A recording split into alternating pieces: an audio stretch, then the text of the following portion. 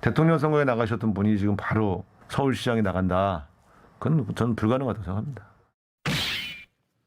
누가 이재명 후보를 서울시장 출마하기를 바라느냐 이렇게 잡아봤어요.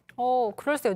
누가 바라는지 저도 궁금해지는데 두문불출하고 있는 이재명 전 후보를 놓고서 민주당 내에서 여러 가지 언급들 되고 있습니다. 오늘은 또 서울시장 출마설 이게 나온 거예요? 그러니까 이제 민주당 일각에서는 이재명 전 후보의 차출을 해야 된다 이런 차출설을 띄우는 분위기가 있다라는 거죠. 자, 이에 대해서 총괄선대본부장으로서 활동했던 우상호 의원, 그 책임을 지고 서울시장 출마를 포기했잖아요. 우상호 의원이 강하게 비판을 한 겁니다. 대선 후보를 서울시장급으로 다운사이즈, 격화시킨다, 몸집을 줄인다 이런 비판을 했는데 계속 들어보시죠.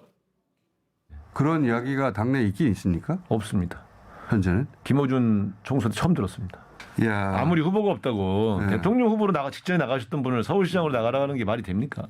그 말이 안 되죠. 이길 수 있는 후보를 내라고 요구했을 수도 있어요. 그러면 이재명 후보를 서울시장으로 격화시키고 이제 다른 사람이 다음 대통령 나가야 되겠네요? 아니 이재명 후보를 그렇게 하면 안 서울시장으로 되죠. 꼭 나가라는. 어쨌든 저 진행자와 함께 이제 말이 되느냐라고 얘기를 하고 있는데 정치즘 기자 오래 했던 분들 봤을 때는 이게 말이 되는 얘기입니까? 이제 현재로서는 일단 정치라는 게 상상력의 영역을 확장하는 거기 때문에 100% 불가능한 건 없습니다.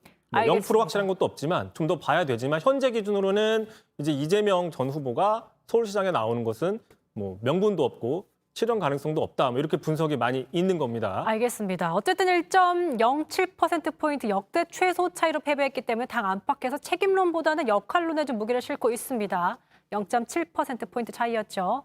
특히 지방선거를 앞두고 역할론의 목소리도 큰 상황, 이게 반영되지 않았을까 이런 생각이 그렇게 들어요. 분석해 볼 수도 있는 건데 역대 일반적으로 보시면 대선에 패배한 후보는 어느 정도 휴식을 가지는 기간을 가졌어요. 냉각기를 가졌죠. 근데 이제 불과 2달 만에 다시 선거에 나온다? 이런 경우는 상당히 이례적이고 거기다가 단체장에 나오는 건 이례적인데 아주 과거 사례가 없었던 건 아닙니다. 당장 2007년 DY 정동영 후보가 MBN 때 패한 다음에 그 직후에 총선에 출마한 적도 있었고 또 2017년 대선에 나왔던 안철수 인수위원장이 18년 지방선거에 또 서울시장으로 출마한 적이 있습니다.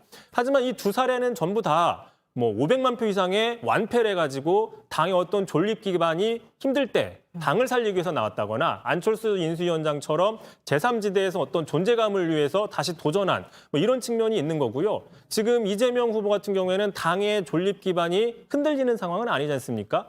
게다가 또 시차가 좀 있었으니까 안철수 후보도 그렇고 시차가 좀 있었는데 불과 2달 반. 그러니까 좀 많이 상황이 다르다. 이런 분석이 지금 당 안팎에서 나오고 있는 겁니다. 그렇기 때문에 앞서 어려울 것이다. 좀 명분이 없다. 이런 말씀하셨습니다. 대선 패배 후에 활로를 모색하고 있는 민주당. 이런저런 언급들 나오고 있지만 이재명 전 후보가 언제 또 어떻게 활동 재개할지도 관심이 되고 있습니다. 서울시장에 정말 나오게 될까요? 지켜보시죠.